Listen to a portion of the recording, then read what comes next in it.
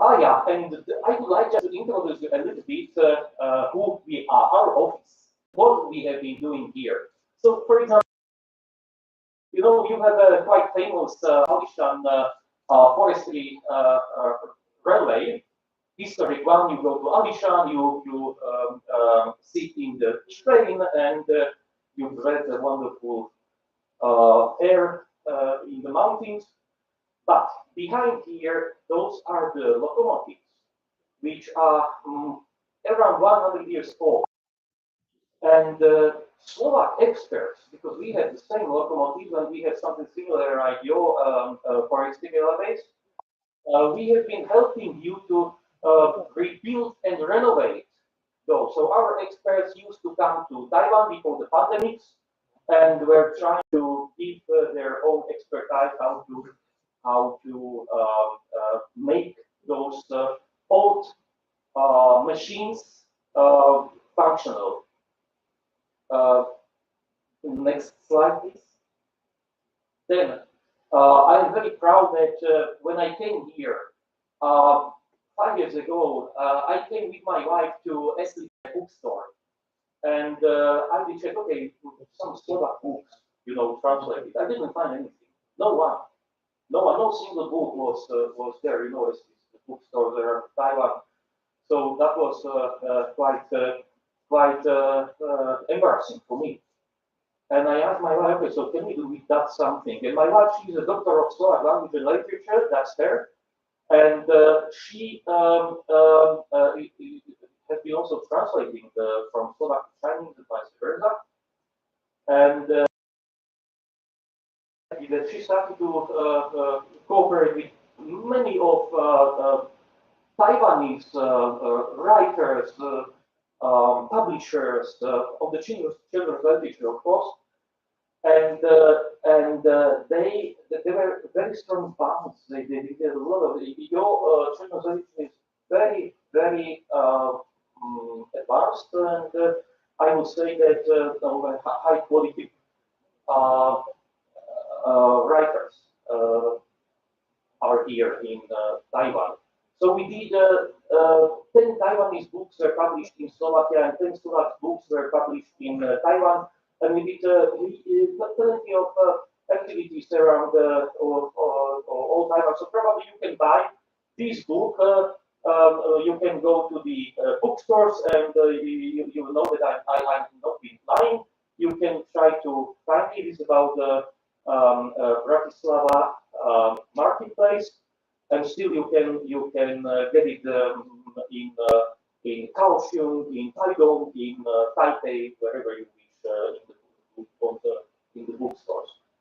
And what is also very important, you have your Forestry Bureau agency, and it's led by Frank Lin. The Director General. He is a wonderful personality, and he is doing more than just saving the national parks, etc. He did find indigenous people and persuaded them to write their fairy tales. Of course, he published the books through Forestry Bureau in Taiwan. One of that book is called Lokot, and I think Ami tried the lady did write that. And what we did after, we did translate and publish it in Slovakia in Slovak language. So this is the first Taiwanese indigenous fairy tale published in Central Europe. Nobody knows that, but it's absolutely stunning. I am very proud of this. Again, next slide, please. Yeah, and we promoted those cultural events, cultures through different programs. This is the Taipei Zoo initiative. Next slide. And we, of course, in Slovakia, as a Central European country, we have very nice philharmonic orchestras, chamber orchestras, you know, the classical music. And this is a voice in choir, quite famous, like Vienna Voice and Choir, and they came to Taiwan, I think already 2 times, and this is in 2018, I think, or 19, just before the pandemic. They were singing in the presidential palace. So that was, and of course, throughout the Taiwan, in Ilan, Taipei, Taichung. Next slide, please.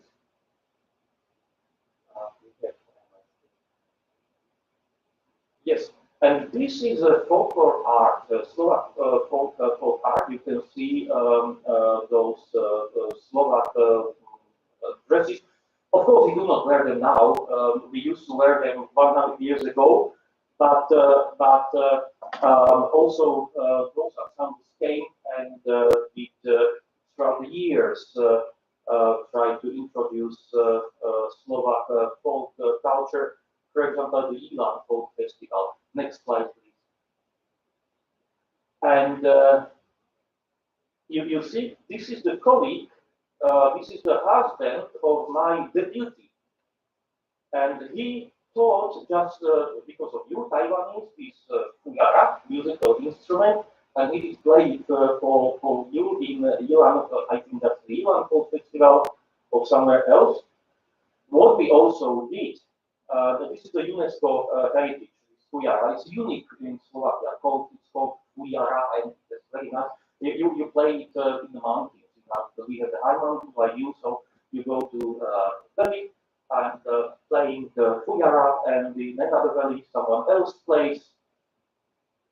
Of course, in reality, those are we are only in the festival because we used to that again 100 years ago. So nowadays we try to keep this historical heritage for the next generations. But what we did with the museum in Taito,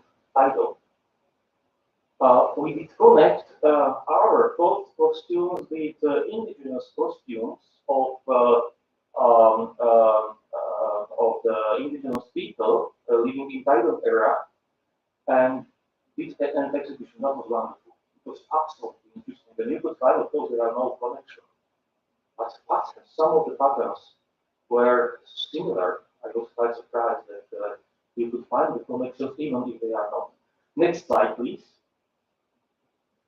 Those are some visits. For example, former foreign minister of Slovakia visited Taiwan a few years ago.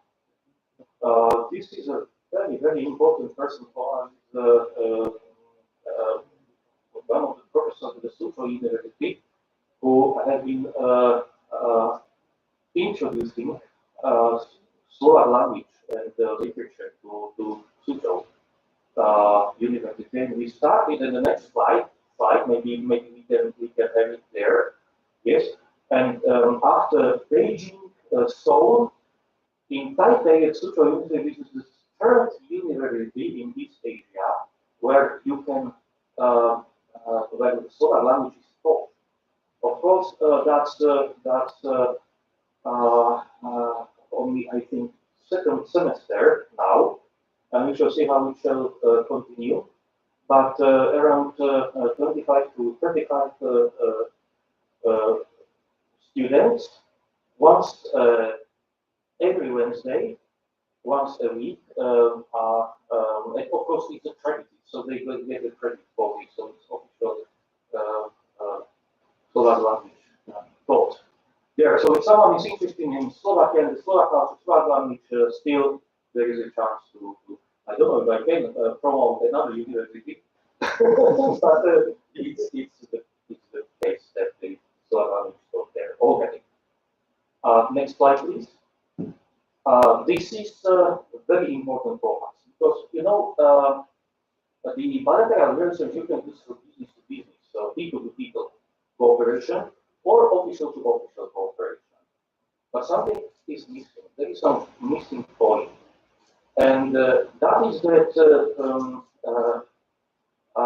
people who used to work in Slovakia or work for Slovakia, or they were eager to establish from different regions, from former diplomats to business people, CEOs of different companies, they have experience, expertise about Slovakia. So they did create the Taiwan-Slovak Exchange Association. It's an absolute unique association which promotes the bilateral relations through different ways, unofficial ways. And it's even more important than official contact, because official contacts, they come and go. But those people, they are doing it, I would say, free of charge. It means that it's the highest level of the cooperation.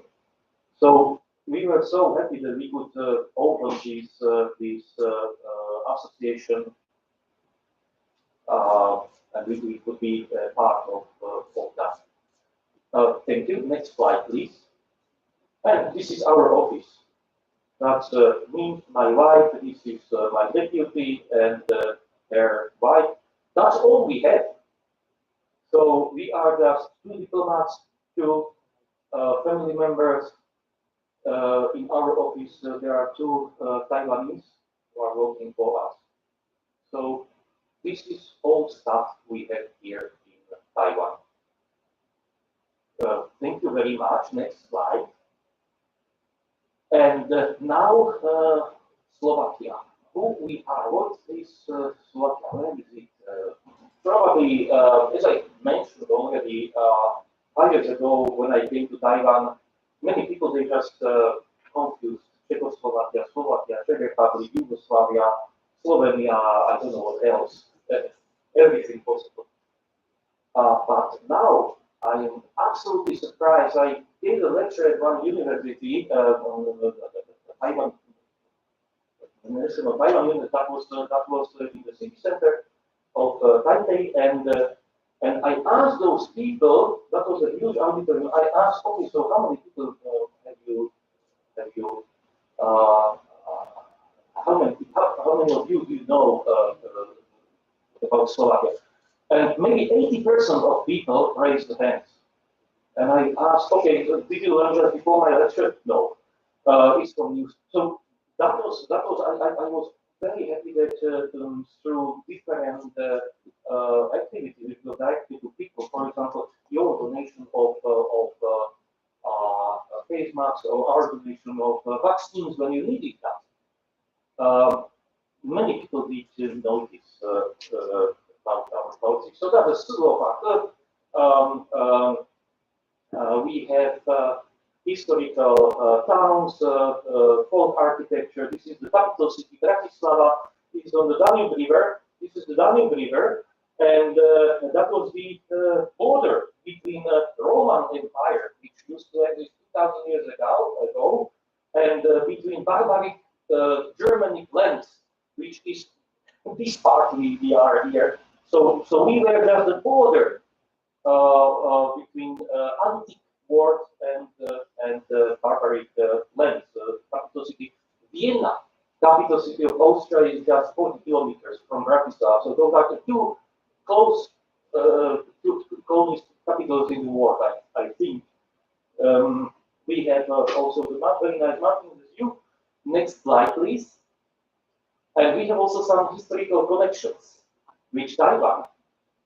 You know, this gentleman, he was the noble person, count, and he fought against Russians 250 years ago, and he was captured by Russians, and from the Siberia he fled through Japan, Taiwan, that time Formosa, Formosa, and down to Macau and back to Europe.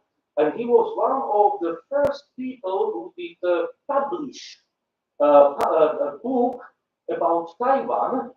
That was in year 1774-5 in London. So you can find the memoirs of Count Maurice Beniowski, the Benioff, and on I read that in English. You can read it. You can find it on the Google Books. It's free of charge. You can read about Taiwan around 40 pages from time 250 years ago. This is Slovakia, we were a part of Hungarian kingdom, and that was a part of Austrian Habsburg Empire. So that's why probably you didn't know that he has been of Slovak origin, because some people they say he's Hungarian, some he's Austrian, Polish, or French, or I don't know who else. But that's Slovakia, it's hidden behind other nations. That's the Slovak history. So these gentlemen landed in two places. One was in Sual port. The other one we don't know, but Sual port we know. And what is very interesting, if you probably be interested, Taiwan is historically connected with Europe. On 27th of May, in Lanyang Museum, we will open a huge exhibition about Slovakia and Taiwan, and the leading point will be this town, the Beňovský in Taiwan. So 27th of May, I would warmly invite you, if you would be interested, to come to Lanyang Museum. There is an official opening, and the exhibition will be throughout June, July, and August. And then it will move to Sual New Museum, which is now renovated. Under the Lanyang Museum, and there will be a permanent exhibition about this Count Beňovský, and we shall also raise there as some kind of memorial, not to this personality, because it is, all those personalities, European personalities, it was difficult to say if they are positive, negative, or whatever, and but we will raise the memorial, a huge statue of the Slovak Taiwanese friendship in Sual port. So that will be another, but probably that will be half a year in December, later in December 2022. I will be not already here, but maybe you can go there and you can make pictures there. That will be very nice. So Count Beňovský was the first connection in Britain connection between nowadays Slovakia and nowadays Taiwan. Last time we were Austrian, out of the Habsburg Empire, and you were Formosa, Ilkhadet Formosa. Next slide, please. So Slovakia, we are only 5.4 people, capital city Bratislava. Bordering countries, we are here. This is Europe. Here, you see just for your knowledge, this is Germany.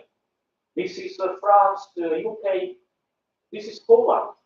This is Hungary, Austria, Czech Republic. This is Slovakia, and this is Ukraine, where the war is now. So Slovakia is, we say, in the center of European continent.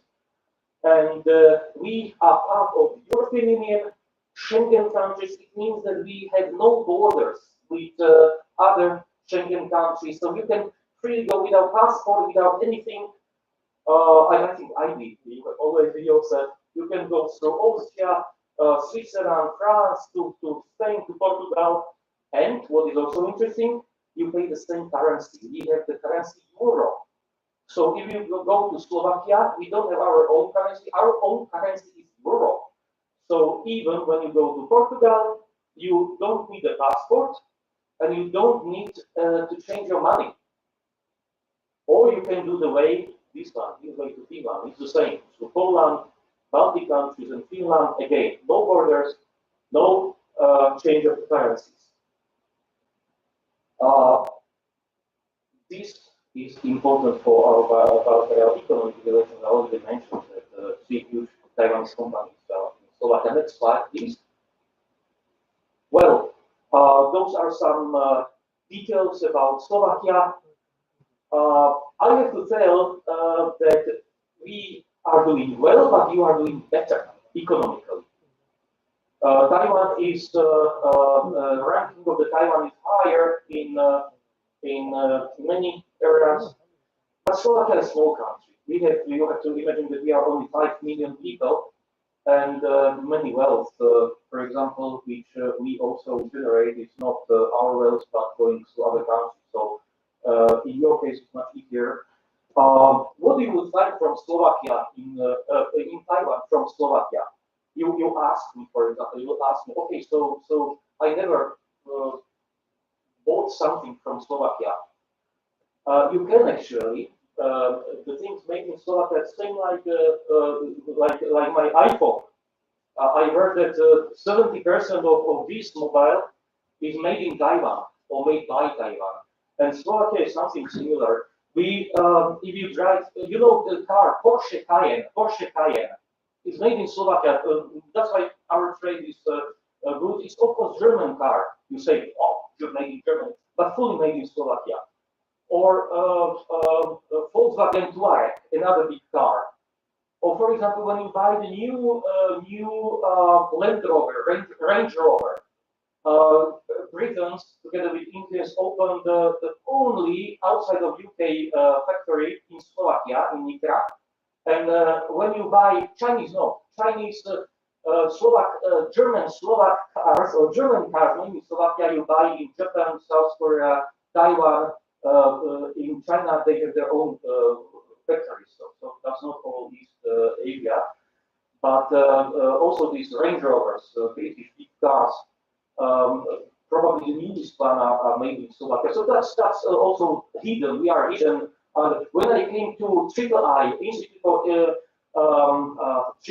you know, III Institute here in Taiwan, Institute for Information Industries. Huge institute, very well known throughout the world, and I asked the former president of the institute. He asked me, okay, so what's Slovakia? And then we came that in his computer antivirus is this one, and he thought, oh, it's American, no, it's Slovak, made fully in Slovakia. Antivirus not SZ, not 32 antivirus, so it's quite good, and he. In his institute, in his computers. So next slide, please. History. You know, we used to have some medieval kingdoms or fürstentums in German in the past, but in the medieval ages, also in Middle Ages, we belonged under Hungary, the Austrian empires. And then Czechoslovakia, 1918, Slovakia, 1993, and you see this is the follow up of the events when we became the EU member, Schengen era, Eurozone, and the presidency of the European Council. Next slide, please. Slovakia, we had several personalities who did many inventions in the world, but again, you know them under Americans or Austrians or Hungarians, so it's difficult. But for example, one gentleman who is an American and was still living in the United States. His both parents came from Slovakia, and again connected with this mobile phone. He was one of the, Mr. Getting, one of the co-founders of GPS. So he is a full ethnic Slovak. Next slide, please. Here are some other, that's him. This is Mr. Getting the Southern Education System. And Mr. Morgash, he in the war in '95 translated the spoken word over the radio for the first time, so he was also Slovak, again in the United States. They are hidden under the US citizens, of course. Next slide, please. This is another one, Dynamo, electromagnet. That was our guy as well. And those two gentlemen, a flying car, you can see it in many magazines, newspapers, in Europe mostly. I don't know if I saw, but in German newspapers they like very much because it's a concept of flying car. It's working and you can buy it for a huge amount of money. But if you want, it's really working and you can. It's an aeromobile version is for sale. Now, if you are interested, I can give you contacts. Next slide, please. Some personalities you would not believe they are of Slovak origin. For example, Andy Warhol. You know this artist, American, famous American, both parents from Slovakia. So that was one we already mentioned, and some others you know or you don't know. We can go. Well, you can, if you will visit Slovakia, you can find plenty of castles, historical, and also folk art, as I already mentioned. Next slide, please. Yeah, those are the castles. We have the culturally or from architectural point of view. Most of them are of Central European, I would say Southern German style, because in medieval ages there were very strong interconnections between Germany and our countries. Next slide, please. Nature treasures. We have very nice mountains in the north. It's very similar to Taiwan. A part of Taiwan are mountainous, then you have the lowlands, then we have the same. Only turn 90%. So and also capital city. We have on one side another huge city like Taichung, Kaohsiung. Well, next slide, please. We love skiing, winter sports. We have plenty of spa resorts. Slovakia is quite blessed country. You would like to enjoy winter sports, including skiing. Next slide, please. And the food, just a part of that. I wanted to show you. It's not easy food. For example, this is the duck. You know, Beijing duck probably. You made it very finely, nicely, cut it into small pieces, wrap it into something, put something inside, and eat it. It's wonderful, genuine. Not us. You put all that, you know, on the table and eat. That's the meat, not rough meat, of course. It's very delicately also done. But you have some not pancakes because it's not sweet, and you have several ingredients, and I can't miss wine. Wine, where is the wine? Not wine here on this table, but you drink mostly red wine to this, then to give a full stomach, it helps you. And cheese. And plenty of things is done from cheese. These are the different cheese sources. So if someone likes cheese, Slovakia is really the best country for this.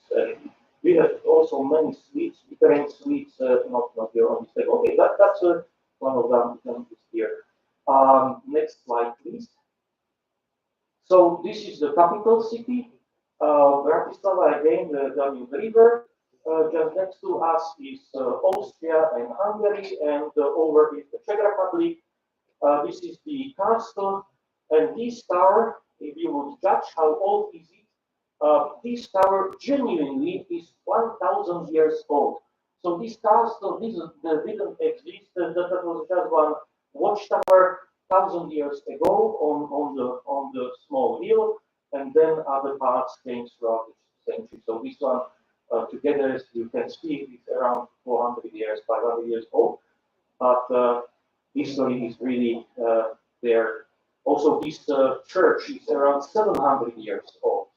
And fully standing is not renovated. But you know, in Japan, you have many wonderful castles which were bombed in World War II or burned up. They build it once again, and they say, okay, it's 1,000 years old. This is genuinely 1,000 years old. Okay, next slide. And this is why probably I came here. Are you tired from me? Yes, a bit. Now, would you like that I should continue on the Ukraine? Or you would like to go home with that? Well, so this is a very important question for us.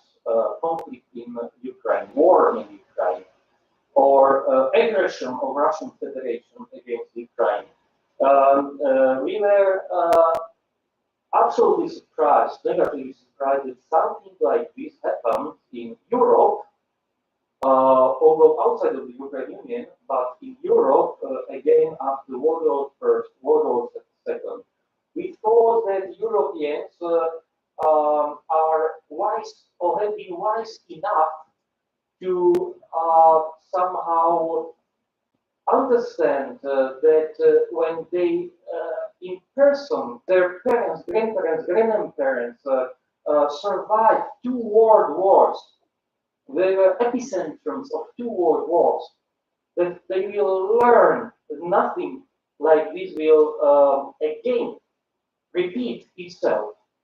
And indeed, and we have been asking continuously why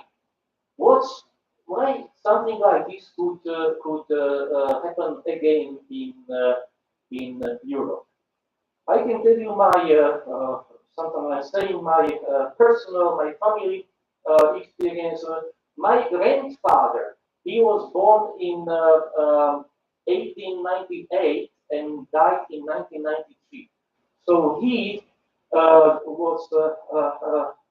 he survived 2 world wars in Europe. He was, of course, his first language, native tongue was German. So he was in World War I as a young teacher. He finished the secondary school. He was a teacher, and immediately he was signed to the army. Not World War II, that was World War I. And imagine that he became a very young officer because he had the education, and he went to the front lines. He was, of course, captured by Russian army. So he was 4 years in Siberia in captivity, in Khabarovsk. And that was very interesting that he many times told me, some people, they don't talk about the war experiences, but some, yes, and my grandfather always told me about, he was very old, but he had very good memory. And in the World War II, he was older than 40 years, so he didn't fight. Again, if he would go to fight, he would fight against Russians, because we were on the wrong side as Slovakia at that time, during the World War II. But he knew that nothing like that should repeat again itself in Europe. And that was originally also the idea behind the European Union. You know, the European Union started like some kind of idea between France and Germany, former enemies, absolute enemies for 700 years, to share their heavy industry, steel industry. So that was the core how the European Union started. That former enemies understood that it's not possible to do war against each other. We need to cooperate, and we need to share something which is too valuable for both of us. And that was, of course, heavy industry steel. That was how the European Union in reality started. And nice ideas came to that. So that's why we feel that although European Union has a lot of problems always, but we say that more problems we have, more stronger we are, and more united, more connected. You could see it also in the Ukraine, when before Ukraine, one of the reasons I suppose Putin started the war against Ukraine was that he thought that European Union and the United States are too weak to react. I think that this is my personal opinion, but I think it's behind. It's partially, not fully, just partially. He thought, and he mentioned it many times, he was smiling at us, that, look, you are only quarreling, you just want to have a nice life, you know, costs a lot of money, and you will never fight. You will never do. You will never understand together on the structure because you are 27 members, you should be 28, and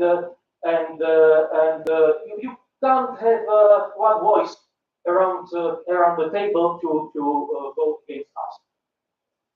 But that was miscalculation. And again, I say that European Union unites and is stronger when we are facing problems. We become stronger. You were, and also United States, Trump era, US was shaking internally itself. So there were partially reasons why probably they attacked Ukraine at this time. And of course, COVID-19 situation, etc. So that was the right time for Russia to attack. Of course, we are always asking why they did that. But again, I'm saying privately that this is one of the reasons, and he has been miscalculated. It's the same. They are saying that okay, if in East Asia there will be some conflict, that nobody will come to help to some smaller partner or someone. It's not true. And if someone is good analyst, he or she has to understand that in every country, every capital city, that we are very strong and we can really be very decisive in certain situations. And the conflict in Ukraine was or has been such a situation that Russia didn't think that we will be so strong in reaction. You will see that some countries are saying that, okay, sanctions are not working. Not true. They are what? Already now. Of course, they are working against us as well. Our GDP is going down a bit. But they are working much stronger toward the target country, Russia. And sooner or later, they will see everybody there in every Russian city will see those sanctions. If we are talking about this is another thing, I am just jumping from topic to topic, but paying for oil and gas by European Union to Russia. We can talk about that later, but I would say this is not so. It is important because really the Russians get a lot of money from this, but still, message is there, and Russians they are. I can tell you they are very afraid of now of the European Union. First of all, the European Union is not weak at all. Why? Again, we survived 2 world wars, our families. So we know that it's not possible to something like this to make a situation or to play with the countries. Someone says, okay, this country doesn't exist in reality, and I can take it over. What is it? The world should not work like this. You see, this is a picture. Everybody knows this picture because it's everywhere on the internet. But actually, this is a Ukrainian flag, and you know why. They have a vast lowlands. I was there as a young guy only once in my life in 1988, and we were driving with my uncle, and we were driving, and that's the low of Ukraine. That's the lowland of Ukraine. So they have the wheat, they have blue skies, and that's the Ukraine. But then next slide, please. And we have still time. Yes. So, someone told, I don't know, Kissinger or some other scholars said that when I really want to know if someone is a very good scholar in international relations, I will come to his office and I will look if he or she has some maps on the walls. That's good scholar on international relations map. That's why I brought you here the map to understand where we are. So this is the Ukraine, this is Slovakia, and this is Taiwan. You see, so it says a lot, because now maybe you will understand why I admire Taiwan, Taiwanese people, Taiwanese population, why they have been so intensively helping the Ukraine. Look how Taiwan is far from Europe, Ukraine. But your people know that it's not true. That the world is too interconnected, and in reality, Ukraine is not far. So this is just one of the maps: Russia, Ukraine, Slovakia, and Taiwan. Now you can see that we are absolutely affected by Ukrainian crisis.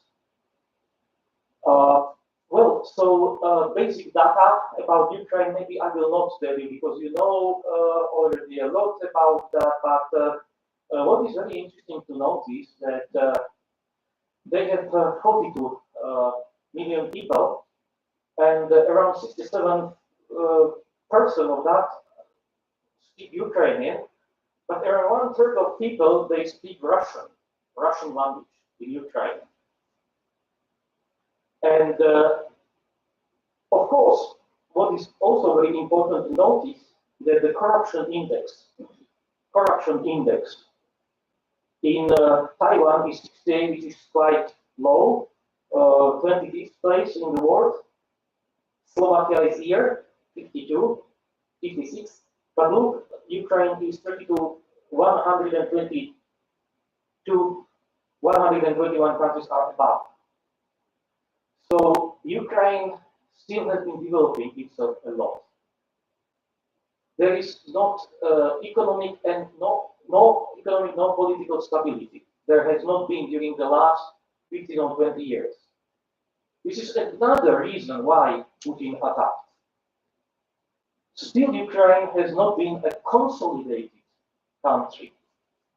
So that's why you would ask why European Union is messing with Western countries with Ukraine.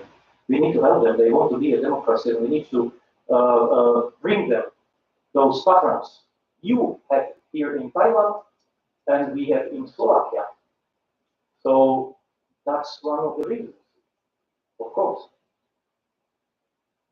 Next slide, please. So this is quite interesting because if someone wants to attack another country, he gives some reasons. Of course, those reasons is very important to watch. You have to understand what is behind those reasons and why. Because if you want to avoid attack of an enemy, you need to listen to enemy very properly. You need to understand the words of enemy. Only that's why you can avoid the attack. And that is one of our problems of the West, we didn't listen properly to Putin. We are smiling from him, you know. What Putin was saying, and he thought it very seriously. Modern Ukraine was a creation of Vladimir Lenin, which was the founder of Soviet Union, who carved Soviet Republic out of Russian land. So he said that, and that's really what he said. I very thoroughly took his words. So it is out of Russian land. So what he is saying that Ukraine didn't exist. It didn't have a right to exist politically, economically, culturally. Then he said, Joseph Stalin, another killer and leader of Russia, Soviet Union in the past, supplemented Ukrainian lands with lands from other Eastern European countries following the Second World War, and that his successor Nikita Khrushchev, another leader of Soviet Union, took Crimea away from Russia for some reason and gave it to Ukraine in 1952. If I would judge it, you know, like a machine, artificial intelligence, I would say it's true. Putin what he says that it's true, but it's taken out of the context. That's why we are humans. We are not AI. You know, we are not machines. If you would judge as the machine, you would say, okay, this is correct. Really, this gentleman, Khrushchev, took Crimea and he gave it as a present to Ukraine. Didn't belong to Ukraine before. But 150 years ago, it didn't belong to Russia either. Crimea was Tatars, Ottomans' land. Never belonged to Russia before. This is what Putin is not saying. That's why, if someone wants to avoid the attack, again, I say, of some enemy, he needs to listen to him very properly. He needs to understand what he's saying, and he needs to have a counter attack in words. That's why you need to understand history perfectly. That someone is not just giving you that, okay, this belongs to me because of A, B, C, D, E.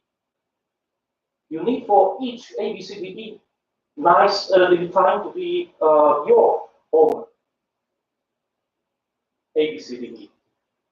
And in February 2022, Putin explicitly denied that Ukraine had ever had a real statehood and said the country was an integral part of Russia's own history, culture, spiritual space. This is the most dangerous sentence, absolutely dangerous, because you know, if someone says like this, he is absolutely denying all United Nations organization, he is denying all the world we were based on, you know, the principles that every country has a right for its statehood. So the third sentence is, I could say, it's not rude.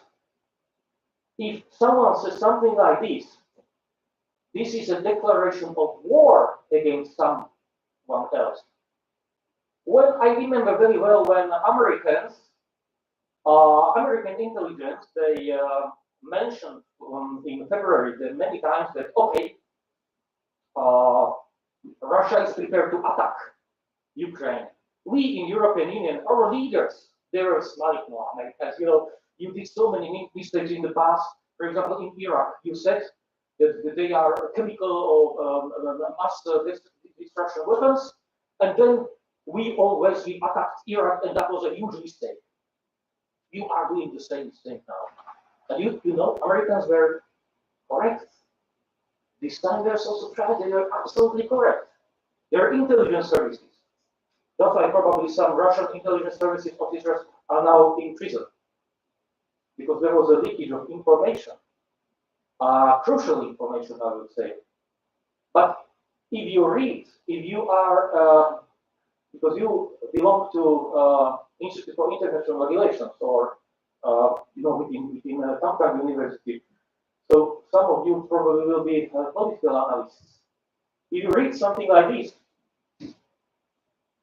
you must know that there is a declaration of war, because he is denying the existence of the Ukraine. So that was absolutely wrong. Dangerous precedent, I have been saying. Of course, they share the same history, Ukraine and Russia, but it's very difficult to say, and it's not true, that Ukraine belongs to Russian land. It's not true. This is wrong. It's a fake information. Well, next slide, please. If you want to understand, again, I like very much lifting the things through history, because if history is always with us, is here. It will be here 1,000 years after. And if someone doesn't understand history, should not comment current political affairs, because it will be wrong. And you see, Ukraine is somewhere here. It's somewhere here. It's here, yeah, something like this. So, 1,000 years ago, the first problem between West and East Europe came because you know, religion. Religion is the most important thing throughout the centuries in all the world. Only now, the last 50, 100 years, Many people are starting to be atheists or non-religions, etc. But throughout the history, religion, if you say religion, that is the politics. So the church was the hub of creating the politics, or mixture politics, church and politics. Definitely in Europe was that the case. And 1,000 years ago, in the 1054 AD, was 1000 after Christus, Christianity divided itself for Western Roman Catholic Christianity with the seat in Rome, Pope, and Eastern Orthodox Christianity with the seat in Constantinople, which was then attacked by Turks. Now it's Istanbul, and came to Kiev, and through Kiev to Moscow. And you see this map. This map will tell you there is a problem between Eastern Europe and Western Europe for more than 1,000 years already. Mental problem. So Russia is just successor of this Eastern Orthodox Christianity, and we call ourselves West, including Slovakia, which is somewhere here, are part of the Holy Roman Empire, Roman Catholic Church, Western world, Western Europe. Not America didn't exist in, as you know, as the immigrants from Europe. So this was actually the West and East. And the border, you see where is the border going through? Ukraine. The border always has been. When you make the border again on the map, it just approximates. Even 1,000 years ago, you can judge, you can make nicely borders on the map, but it never works. The borders are 100 kilometers, and they are moving, drifting like people, you know, from one side, north, south, east, west. So if someone says that, okay, and claims it's historical claim that this belongs to me in the year 1500, is not true. Because that could be just for, and then another 5 years could be different. So you also have to have in mind that this border, it was just some mixed dress like person. And you see Ukraine is on the border. Again, this is now Russia, and that border came here, Baltics. Why Baltic countries? Lithuania. Why Lithuania has been so much supporting Taiwan? Taiwan is a democracy, and Lithuania has been a democracy as well. Lithuania belongs to under Russia, but only for the last 200 years, and before it used to be absolute part of Western world. Now you understand why Lithuania is so pro-Western, because it's the West, part of the West. Estonia as well. You have the answer here. Why Russia is always different?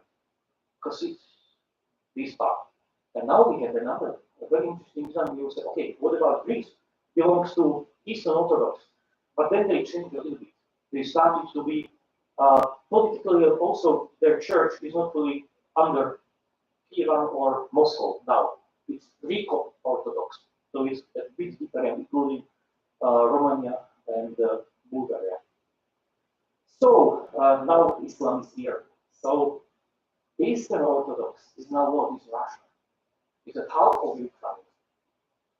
You see? And Ukraine, that's why there is such a big instability. Next slide, please. And you can see here another map. This is what Putin said. I don't like that word Putin, I'm so sorry, but you know, he is the killer. So it's really American Biden. It's true that such person, but I have to say that word that you would understand whom I'm talking about.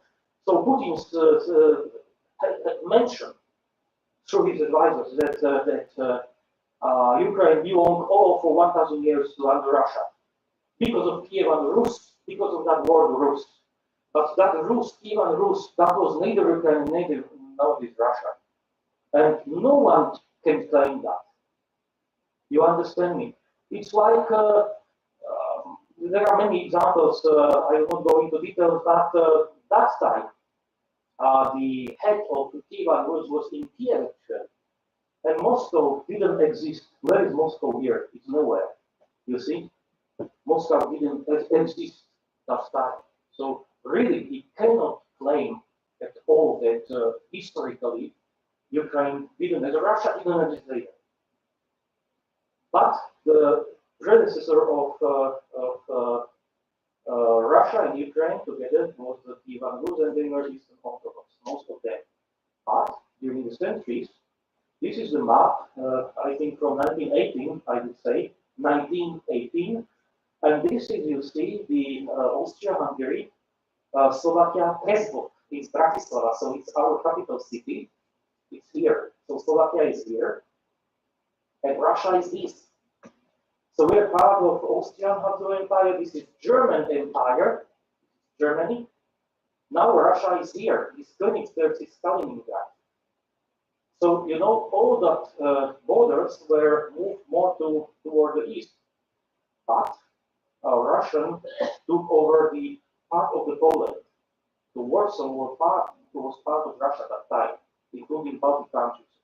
What is interesting, that, for example, one of the most important cities, Western Ukrainian cities, Lvov, used to be Lemberg in German language, and it's here.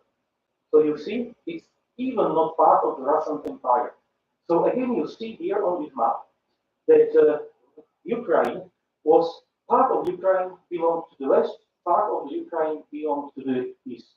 Next slide, please. And here, this is the Russian Empire.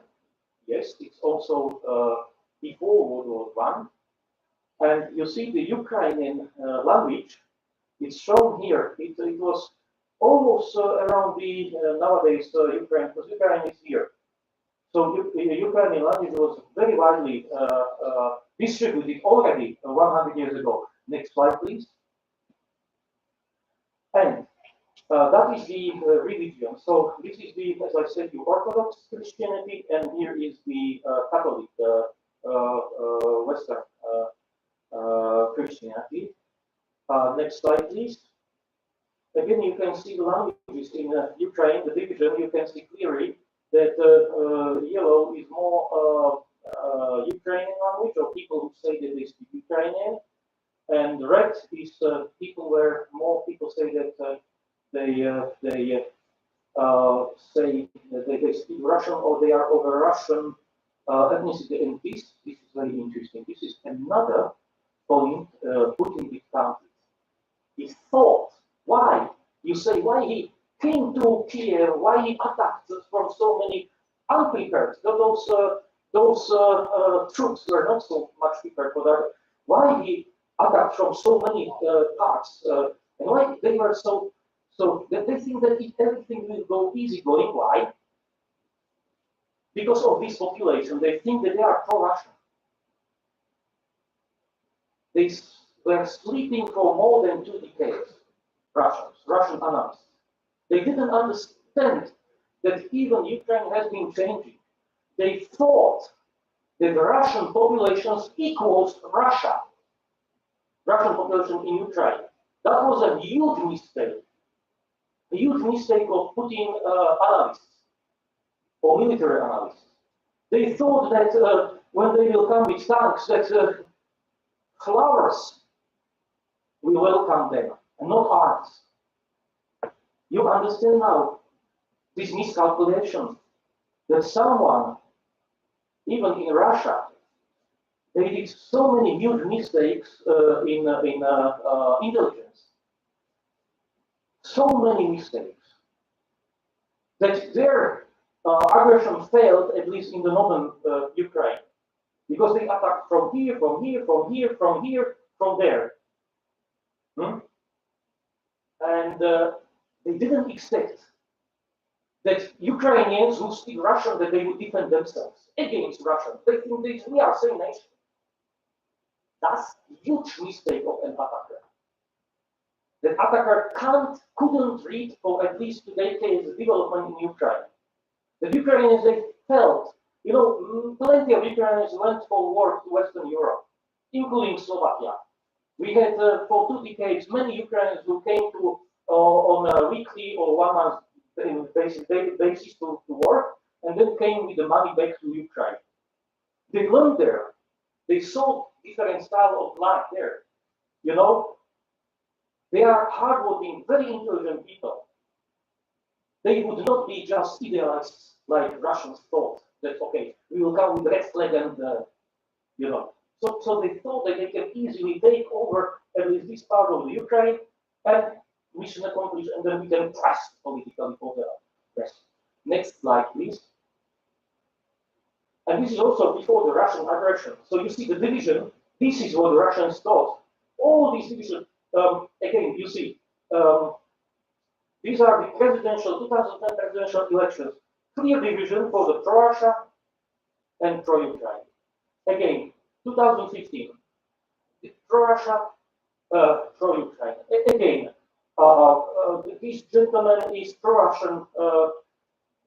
You see, so this pattern is everywhere. So when someone gave to Putin those slides, they thought, like this, we can occupy them within 3 days. So this was that so-called instability I told you that Ukraine has been facing. But it was not true. Because Ukraine has developed itself. So you see these divisions. It's so nice, so perfectly, and those are the maps I just took from the internet, you see. And they say, ambivalent, pro-Russian oriented, nationalist Ukraine, you know, those analysts, they are so nice, they want to have every pattern in every box, you know, but it's not true. Doesn't work like this. That's why you have to be very cautious if you are analyzing something. Next slide, please. And this is very important to know, because it says that how Ukraine has changed. This is where Ukraine wants to belong to. So you see, belong also to Poland. That's why Polish are so keen to help the Ukrainians. 1650, 1752 in meeting Russia, Ukraine was a republic. 1917, 122 Soviet Union, independent, 1919 EU. But what's happened here? Then NATO and EU started a closer tie with Ukraine, and then the political pressures from both sides. Russia started to wanted to take Ukraine on their side, and the EU tried to introduce their ideas to Ukrainians. And Ukrainians in so-called Euromaidan choose their own path.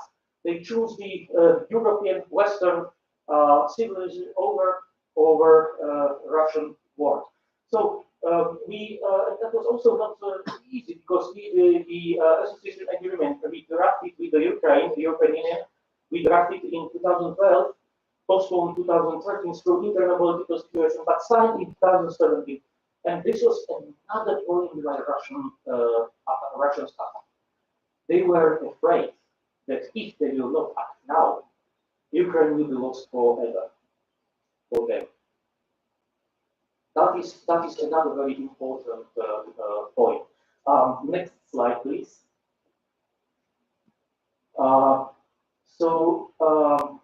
This is what I already said, that there were some precedences what we as the West didn't react thoroughly. For example, there were several unsolved territorial problems around Russia and Ukraine and Europe, European Union. We didn't try to solve them. We didn't answer them. Then when Russians annexed Crimea, we didn't react properly as well. These were the things, I would say, our mistakes from our part. And then they used COVID-19 pandemics for instability within the EU itself, unpredictable USA policy within the Trump, so because 2029 even after, and cooperative China towards Russia. So really, from Russian point of view, probably it could be good timing. Next slide, please. And here you can see a very interesting map. I did it a few days ago. Why? Because those are, here is Russia, this is Ukraine, and this is Romania, Hungary, Slovakia, Poland, Lithuania, Latvia, Estonia, Finland, Sweden, Germany, somewhere here. This is Turkey. And you see the NATO countries, these NATO countries goes here. And around between Russia and NATO countries, there are several not solved territorial disputes and conflicts, which we say Russia create for or in time of 2 decades at least. We think that it was deliberate, it was not by chance. For example, between Moldova and Ukraine, nobody is talking too much about that, but there is Transnistria. This is self-proclaimed republic, which we say belongs to Moldova, but in reality they have some self-government. And what is also very interesting, that here there are several thousand Russian troops, several thousand. So it's not that they are attacking from these parts. They already are here on the western side of Ukraine. Did you know that? Of course, if you read about Ukraine, about the politics of Russians, they never cross the borders. They never attack. But for us, this is a very dangerous precedent because Russians are there and Russian-speaking population as well. So on the border with NATO countries, you see. Secondly, Kaliningrad used to be East Prussia, Ostpreußen in German. That was a 1,000 years old German territory, and after World War II, Russia won the war, although they started in Germany as well, won the war, and they got this territory, southern part Poland and northern part Russia. And this creates for us a lot of problems. 5 minutes. Oh, that's too much to read. Well, so Kaliningrad. Then Russian population, Russian speakers in Baltic countries. Then all Belarusia. Now it's one huge problem. Crimea, Donbass, those republics, Abkhazia, and South Ossetia. Sorry, no, this is a mistake. South Ossetia. I really good here. South Ossetia and Karabakh in Armenia. All these is just a string of problems which Russians have been creating for many decades. So you would say Ukraine just happened by chance? No, it's a long-term preparation of Russians. Next slide, please. And this is from view. I would like to show you also Russian view. Those are those conflicts we had on the previous slide, you see. But also, what is very interesting, Serbia, or Serbian Republic within Bosnia and Herzegovina. Just there were news that the Chinese army brought some advanced anti-rocket systems to Serbia.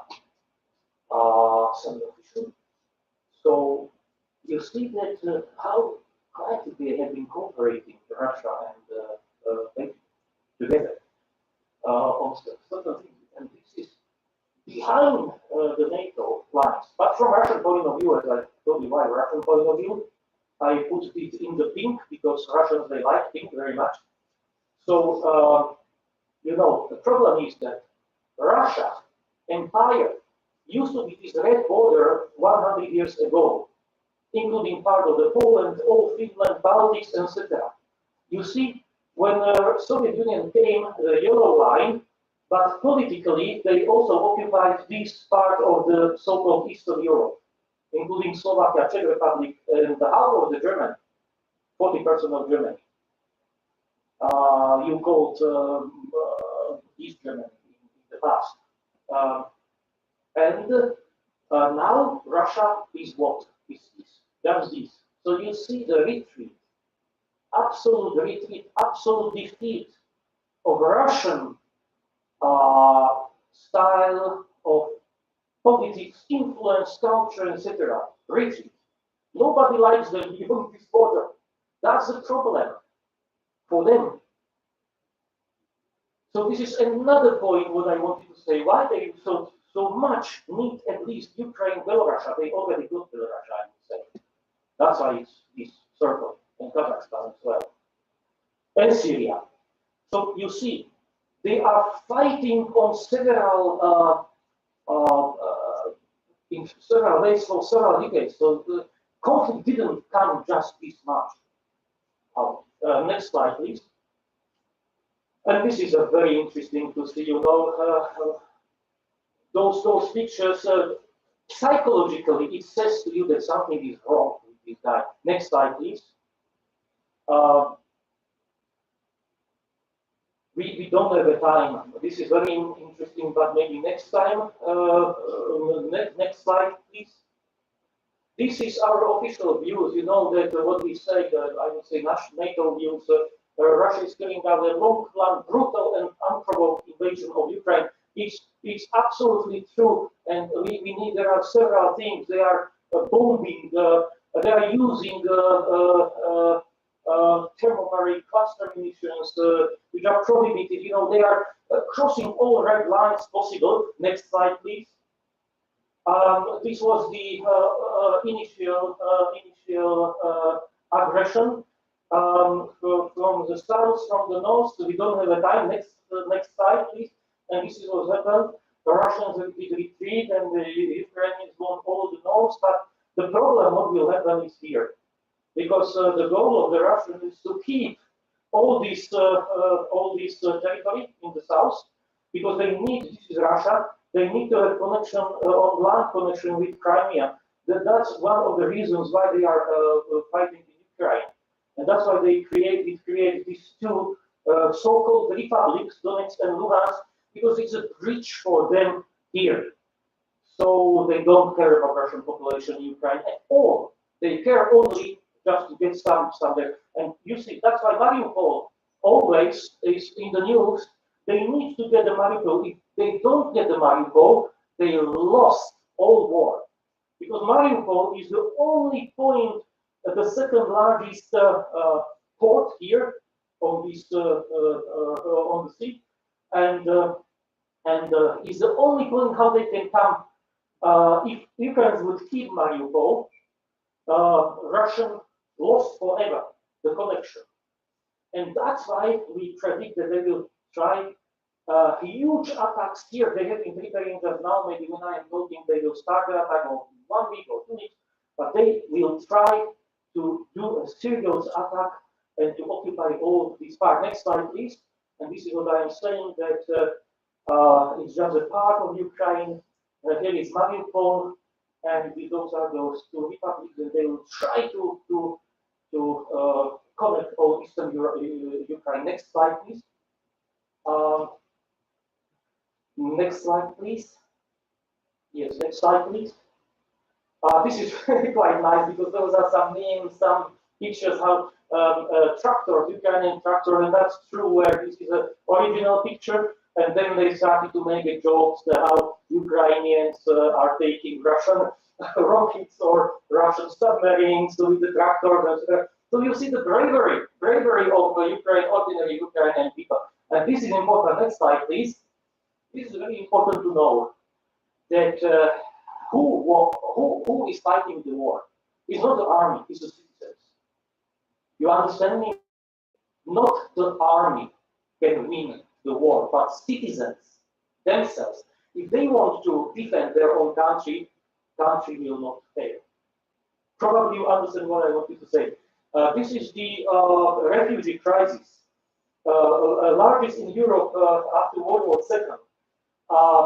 In Slovakia, in my country, we have 300,000. Imagine, we have 5 million people only in Slovakia, and 300 more Ukrainians.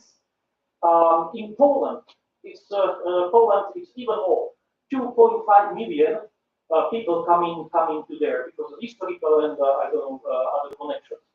So So this is a huge crisis we are facing now. More than 4 million. This is from 9/4/2022, and how many people? 4.4 million people who fled Ukraine. Next slide, please. So this is Taiwan. How Taiwan is helping. Next slide, please. Again, also, what was very important, that Taiwan did also impose the or join the global sanctions against Russia. That's bravery. That's really something important, and we are very thankful for this. Next slide, please. This is Slovakia. What happened in Slovakia? Ukrainian refugees coming to my country. Next slide, please. And we have been helping, for example, this is the anti-rocket system which can attack any huge whatever rocket or plane or whatever in the scope of 50 kilometers. It's a very advanced system, and we send it free of charge as a donation to Ukraine just recently. This is the Biden response. I want to thank the Slovakian government for providing S-300 air defense system to Ukraine. I'm really very proud. This is my prime minister, and this is Ukrainian Zelensky president. My prime minister was there with EU leaders just a week ago. This is very fresh, actually, very fresh picture. We don't need this system. We have now under NATO another Patriot, 4 Patriot batteries in around Slovakia. Next slide, please. Well, and this is from the state government from US. I am not belonging to US. I have nothing with the United States, but by chance they did write it very nicely. So I would say when someone is asking why it's so important to support Ukraine now and fully, they put it perfectly. You see that they are undermining basic international principles vital to peace and security. Russians.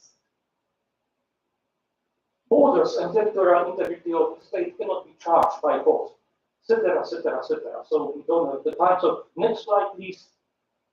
Yeah, and this is the last one, Slovak mountains. So when students, if you want to come to Slovakia after pandemics, we have a very nice program. It's a working holidays program. You can ask for 1-year visa, and you can half year work in Slovakia or wherever in European Union, and half a year you can travel around the European Union, and really you don't need to change the money from euro to another currency. Thank you very much. Thank you very much. 我来得及啊 ，I guess interesting 我想我们还有几分钟因为5分钟，11点钟你就没有这边没有课嘛，还可以用5分钟我想刚刚这个博塔文大使的这个整个报告从这个他们国家斯洛伐克跟台湾的关系，然后最后提到有关于整个乌克兰这个俄罗斯乌克兰这个战争过程。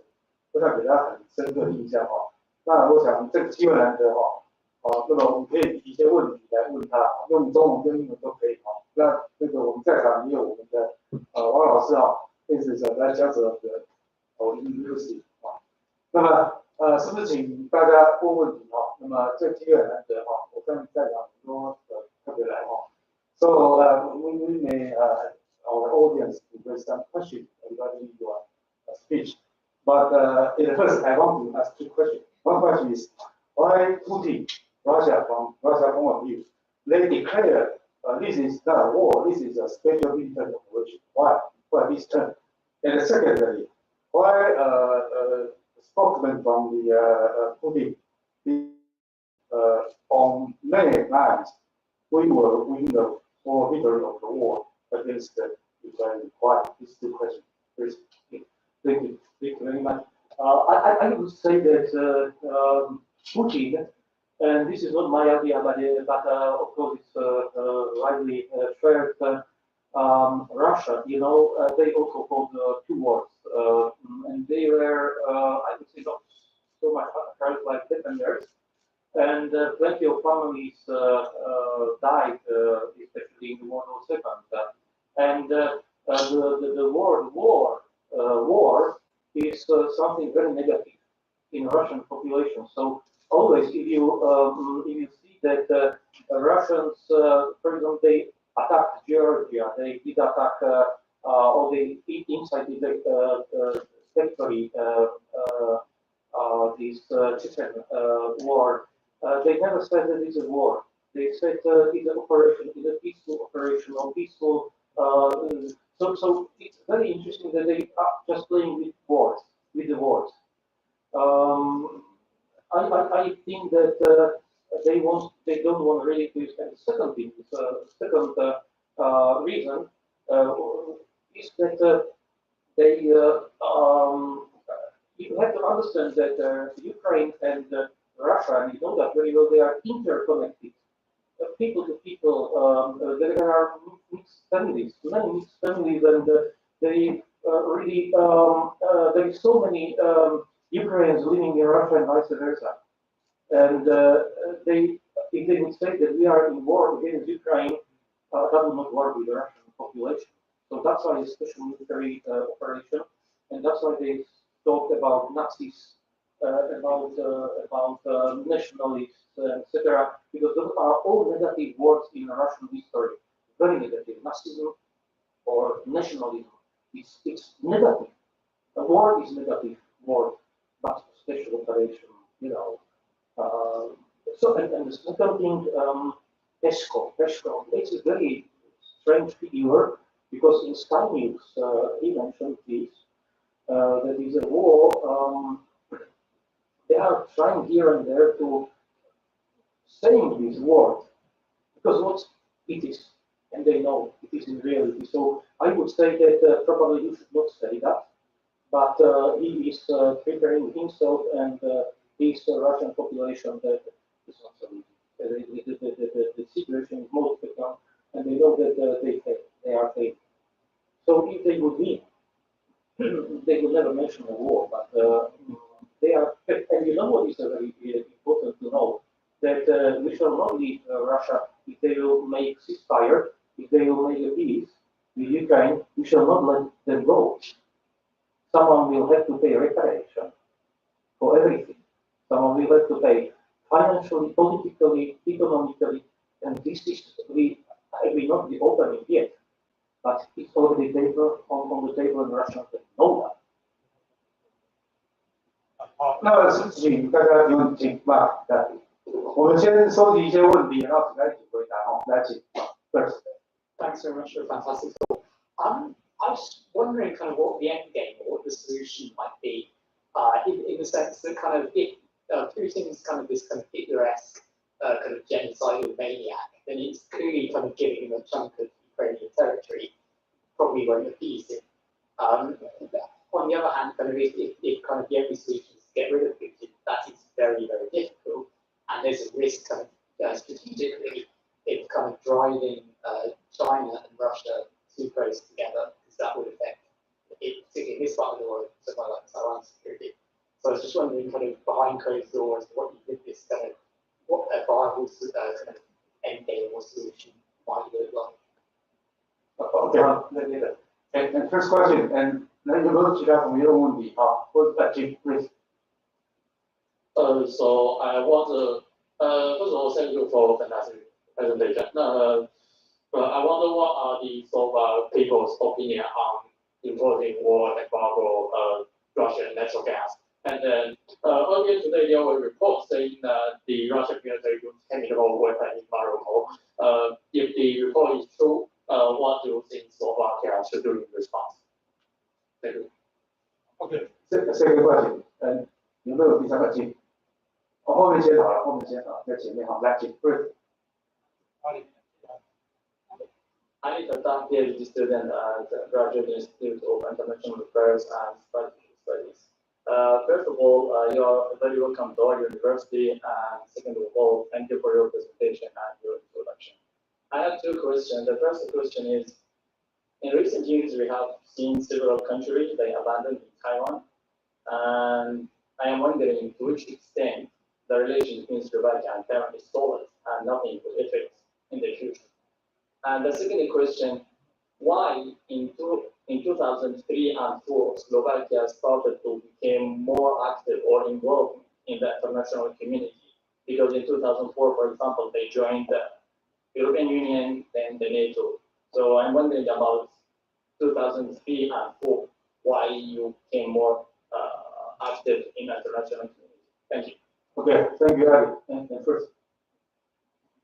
Okay, thank you, Mr. President. Okay, I have two questions, and your speech is very wonderful. Thank you. And I have two questions. The first question is, we know that before 1993, and Czechoslovakia is uniform, and after the 93 is separate. And I want to know that how do you think about the same place or different place of Czechoslovakia and Slovakia, two countries is first week. And the second question is about because we know that before we know that the Ukraine will give some weapons still to China, and now that Russia has a higher cooperation with China. So I want to know that which country, Ukraine or Russia, which country will China will stand by? Thank you very much. Okay, last. First. As for these generations, and we are facing about this work, and my friend is in Seoul site, and he's teaching. She is teaching for the kindergarten, mostly for the first students. And how can we teach our next generations about to learn about this work, and how can we give them for them, and to think this is not a good choice for taking work? Why? We can use a lot of things to do to provide it, but viral is what we happen. That's a very good question. And lastly, last call. 王老师跟马老师。对。好，来，王老师、马老师，我会说帮我一起去。Okay.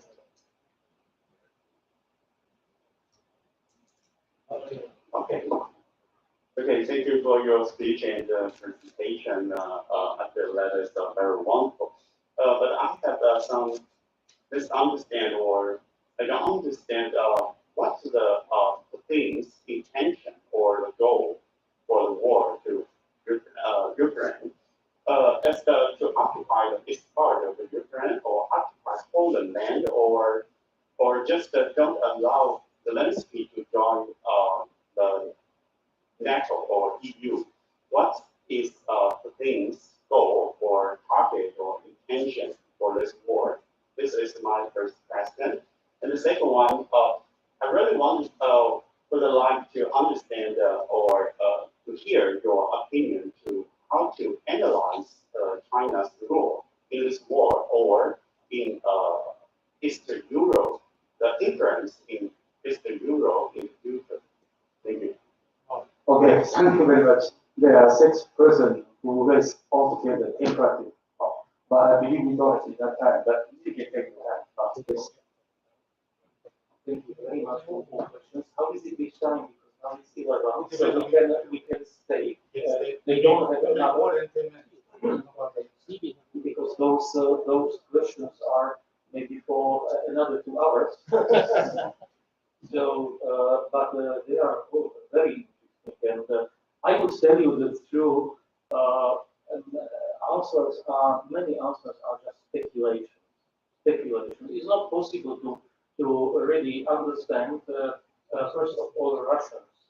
I can say frankly, I don't understand why Russia attacked. I don't understand them. If I would understand them, I can answer question 1, 2, 4, 5, 6, maybe. You know, the problem is that not many of us do understand really. I told you several points why they could probably attack at this time, but still, it is there is no logic. You know, Russians, they play very well chess, European chess, not Chinese chess, but European chess, and they are very good at that. mathematicians. They are excellent mathematicians. That's why I don't understand why they are so poor analysts. But am I right when I'm saying this? What if they have some analysis? What if they really are achieving their goals? So this is the most important question. End game. What could be the end game? There are several scenarios. None of those scenarios are yet more than another one. So we really don't know what we don't want. We don't want World War III. This is something which would end our civilization, at least partially. It means that we have to avoid. So even if there is any enemy, if there is a biggest enemy, I'm so sorry to say so, but we need really to come to a compromise. And that's the end game. So compromise. But what will be the compromise with Russia? Because they survived the last 100 years on they are poor people. I don't know if they have to lose so much than we have to, So it means that they are more prone to less compromise than us. So now is the strength of us, if we are strong enough to survive. And this is that question about the gas and oil and gas. Slovakia is I think that after Germany and I don't know who, second or third largest importer of Russian gas. And if we would stop buying Russian gas, we need to find an alternative. Our Minister of Economy said that the alternative is within 5 years. At least in 5 years, what happens? Is it weakness? If we will stop Russian gas, if they will stop, we have no alternative. But if we shall stop our gas, we know that our economy will pay 40% straight away. Of course, we shall survive and we will go up, and there is solidarity within the West. So we can somehow survive. But the problem is, are we willing to take and look at Germany? They are very, very. Everybody is asking why Germany is so weak in answers toward the Russia crisis. This is really another lecture for another 2 hours, and probably you should invite German representatives here to speak about that, and you can ask him openly. But I would say it's not weakness. They have their own observations and their own ways how to deal with the crisis. So sometimes it's very difficult. So endgame should be something that both sides will come out of the conflict alive. That's the it means that we need to make a compromise. All of us, and we are not prepared yet to think what that compromise will be. And we are strong enough already as the West against Russia, and they see that. That's why they are so angry with us. The second thing is that yes, and these chemical weapons. Still, we have information only from one side. We don't have in Mariupol. It's from Ukrainian sources and even from Ukrainian military sources. So I can't comment yet. But we mentioned for many days already that Russians are trying to do provocations, and those provocations will come sooner or later, and even on higher scale. So it will be not only Mariupol. We are afraid that there could be more atrocities, and not only against military targets. Our answer on that is very clear. Everybody has to be brought to justice. International Court of Justice, that was one of the slides why I think that Biden is, or President Biden is true that President Putin is war criminal. He is. And I had a lecture months ago, just at the beginning of the war, at some other university, and they asked me, okay, what about the Russian said, no, you should divide that, population is not faulty, that's not the leadership. Now I am against my words, because Russian population has enough access to all information. I think the nation is faulty, unfortunately. So they need to bear the consequences of all their support, open or quiet or whatever. I know how it is difficult. Go to the mainland China and go to say something against President Xi Jinping, there. So people even who hate them, they are quiet because they want to have a normal life, because they have no other choice. The Russians is similar. So they had no choice. Will you go for 20 years in prison? Yes, if you are brave enough, but what about your family? And this is what I probably can understand that people are not good, because they need to bear the responsibility. And there is there are many questions. I'm so sorry, it's not time. I know that Professor, you are already but many good questions, but we really can't answer them all. China role in Eastern Europe, that's very interesting, because you know that Belt and Road Initiative in all the world, but there were in Europe one initiative, the 16 plus or 30 plus one in the past, and Lithuania withdraw, so it's again 60 plus one, and Greece became a part of that, but it doesn't work very well, Slovakia is a part of that 16 plus one, and is using it only for, I would say, there is no economic cooperation, no results. But we use it for a meeting, we say that means face-to-face meeting with Chinese leaders. It's good to have some one a year communication on a direct basis between leaders. And this is for us, 16.1, nothing else. And I can tell you that we are more than happy with this situation and this development, but Slovakia is not trying to withdraw 16 plus 1 in a short term either. So this is, and it doesn't work. It really doesn't work, except of Serbia. I don't know, I can't comment other countries like Hungary, they have their own foreign policies, but I know that for Slovakia it doesn't work in practice. And then Czechoslovakia, this is a very nice question. I said why we divided, etc. We feel very close to each other. We are absolutely close, and I already told Professor that if you understand other culture jokes, then you understand other culture. I don't mean just learn jokes, but I mean the jokes that you smile gently, and we understand each other fully, including jokes.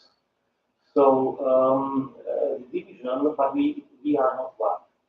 We never were one, and this is also very important to know that even in the Middle Ages, or 200, 300 years ago, Slovaks and Czechs were not one. Although we are too close,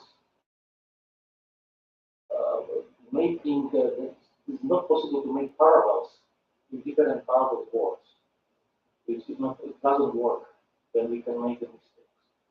So this is maybe, but I'm very proud that Slovakia and Czech Republic showed to the world that it's possible to make a division of one country into two parts peacefully.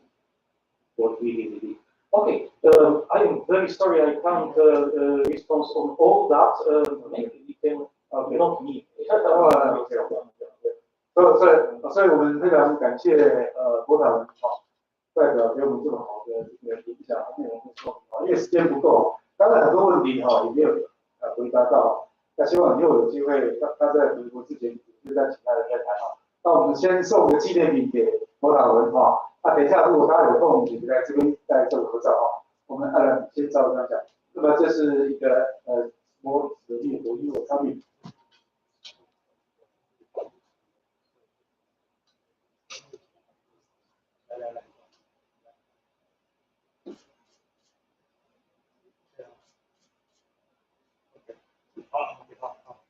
And then the last one thing, that was very interesting question that if Russia wants to occupy part of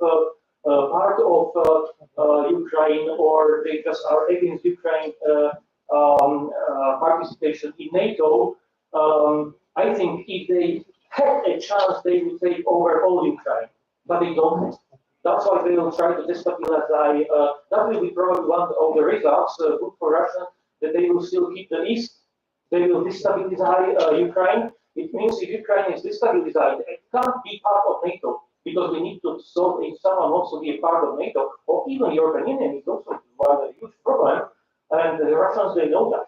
If they really don't want Ukraine to be a consistent part of the EU or NATO, then they will push for destabilization here and there, and I think that will be the final solution for us. 好，感谢大家，我们就最后感谢大家，请大家来前面招商一下，如果答应的话，请指挥一下。OK。那么请那个院长，那个副校长，好，老师，好来，请。好，那各位同学再麻烦一下，那我们这边前台这个大合照，那我们所有的大合照会放在我们的粉丝专页。那个马老师请过来坐，好，在场有两位老师，其他同学上不能坐的过来，好，赶快来照张相，来，请。我们难得邀请到代表来，先拍个纪念合照。看最前面，看最前面的。对，然后争取到最佳位置，第一位。好，前面也可以没关系。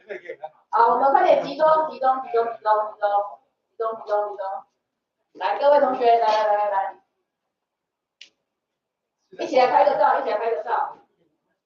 小黑，等一下你过来，一起，快点，前面也可以蹲着。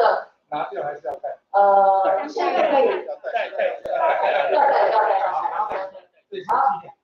好，你两个同学要不要过来？来，一起。来，快！我们再集中点，前面可以做一个，麦克就直接做了。前面也可以啊。就直接做一个。前面也可以啊。前面也可以。像这个可以吗？对啊。可以。对啊，站起来。好，一起，等下我们一起前面，那你再进来。这个，好，来把那个，好，那个，慢点，慢慢走，不要紧，不要赶，慢慢来。好来，小心点哈。要，先看。好，前面也可以，你们可以靠近点没关系，靠近点。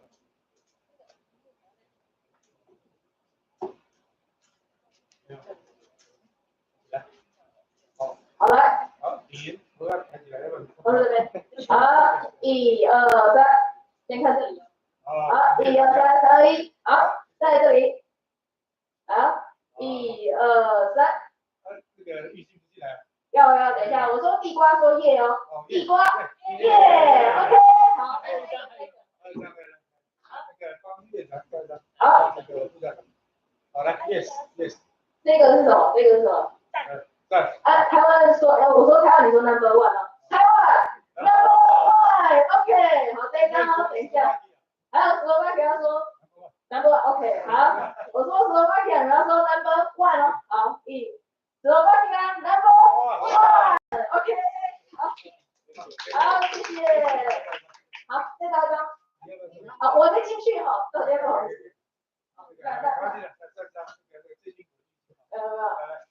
思，可是我再帮你 P 上去。好，我谢谢他。好，谢谢。1、2、3。谢谢。OK。好，谢谢大家，谢谢。好，大家东西记得带下。如果那个没有签到的，外面有 QR code 可以再扫一次。好。那个请同学帮忙这个场地会录一下哈。对，东西要记得带。这边有业务会议。